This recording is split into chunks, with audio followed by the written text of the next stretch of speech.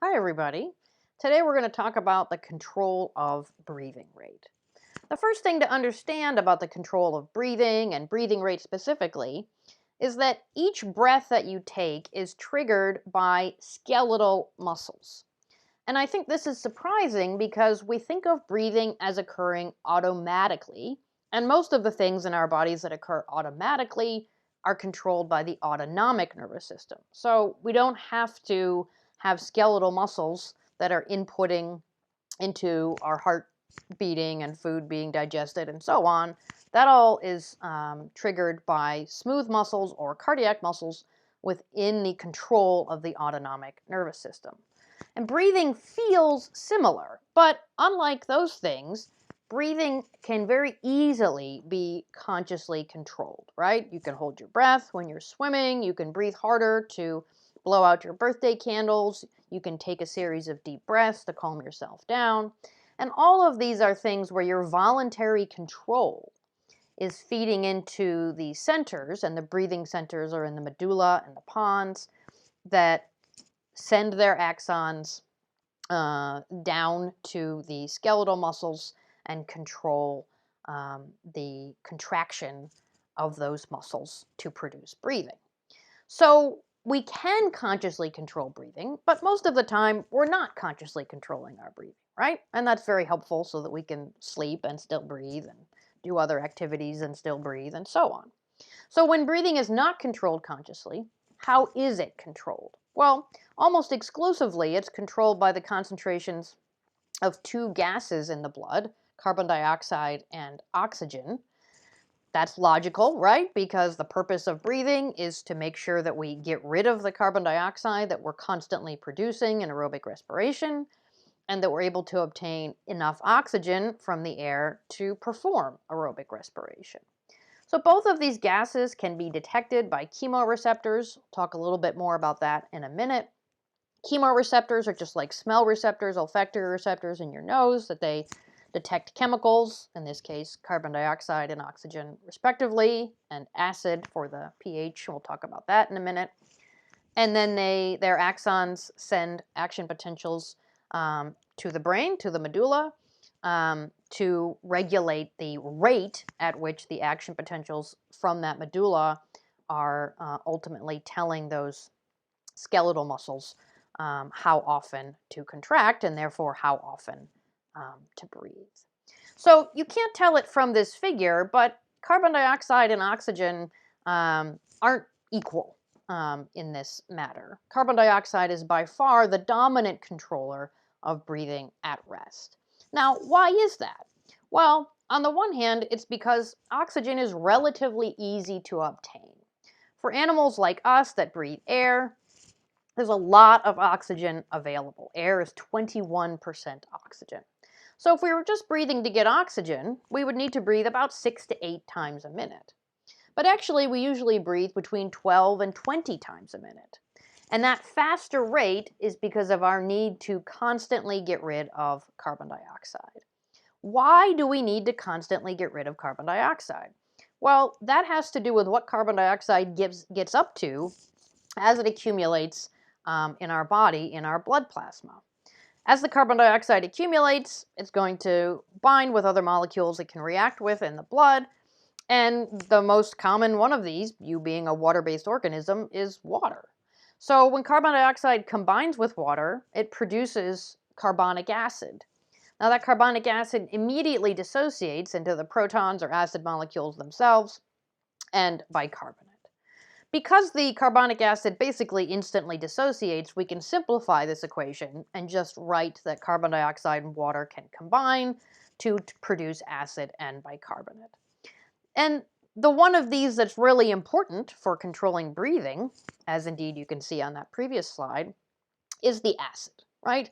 Bicarbonate can be controlled essentially by the kidney. Acid can to some degree as well on a slower scale, time scale. But the amount of bicarbonate is simply not that critical to the moment-to-moment function of your body the way acid is. So the acid is the real key here. Why is acid so important? Well, I think you already know that pH, so the level of acid in the blood, the inverse log of the amount of acid in the blood, is something that is absolutely critical for body function because proteins depend on a very particular pH to stay folded in the right configuration. So if the level of acid in the blood is too high or too low, we're going to denature proteins, and if we don't have functional enzymes and other functional proteins in the body, you are toast. So it's critically important to control the level of pH in the blood. And that's really the dominant reason that we need to get rid of carbon dioxide essentially as fast as it's produced in order to make sure acid does not accumulate in the blood. But also that we don't breathe too fast and decrease the amount of acid in the body too much by pulling this reaction to the left. So when we return to this figure, we see that what's controlling breathing is the level of carbon dioxide, the level of oxygen in some cases, and the pH, which has a independent, there is an independent set of chemoreceptors for acid as well.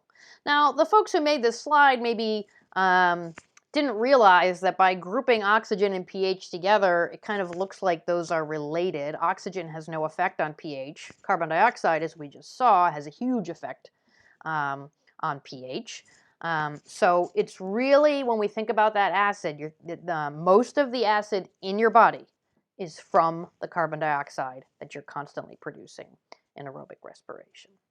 Okay, so although we can't see on this slide that carbon dioxide is the dominant controller of breathing, we can see it a little better when we kind of zoom in slightly and we look at the control of breathing in a little more detail. Here, carbon dioxide is centered here at the top, and we see that what happens as carbon dioxide accumulates is that it's in two places converted to acid and then detected. So the first place is simply in the blood plasma. We just saw that this happens. Carbon dioxide is converted to acid and bicarbonate, and then both the acid itself and the carbon dioxide are detected by chemoreceptors, and those chemoreceptors, their sensory, the axons of those sensory neurons then go to those respiratory control centers, send action potentials to the respiratory control centers in the pons and medulla, and that results in increased ventilation, that is, increased signaling to the diaphragm to contract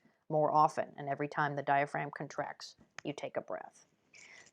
In a parallel way, the carbon dioxide will accumulate in the blood vessels in your brain, and then the carbon dioxide can diffuse into the CSF, the cerebrospinal fluid, where again that same reaction occurs. And again, we get both carbon dioxide and acid being detected by central chemoreceptors. Central just means in the brain. So both in the blood plasma and in the brain, carbon dioxide and acid are being detected and then signaling to the medulla to increase breathing. Now, oxygen is on this slide. Over here on the right, we see that it's absolutely possible for oxygen to decline less than 60 millimeters of mercury in partial pressure to a point where it can stimulate breathing. But under normal resting conditions, you're going to get an accumulation of carbon dioxide that triggers breathing before the oxygen level drops to the point where it would trigger breathing. So if you magically lost your oxygen chemoreceptors, in most cases, you would not notice any difference in your breathing and you would not come to any direct harm.